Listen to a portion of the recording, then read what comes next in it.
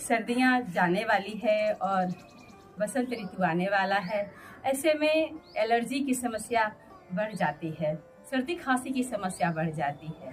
तो आज बहुत ही सरल सहज उपाय हम आपको बताने वाले हैं, जिसको अभ्यास करके आप सर्दी खांसी अगर हो भी गया है तो बहुत ही सरलता से आप बच सकते हैं।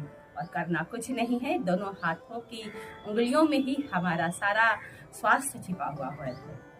तो बस करना है, 10 उंगलियों को ऐसे टैप टैप करना है, ताली बजाना है उंगलियों से।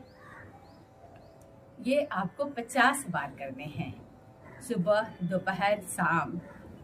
ये स्वानुभूत प्रयोग है, करके देख लें। आप बहुत सरलता से खांसी और सर्दी से बच जाएंगे। इसके अलावा 5 उंगलियों को जोड़ लें, ये भी 50 बार करने हैं।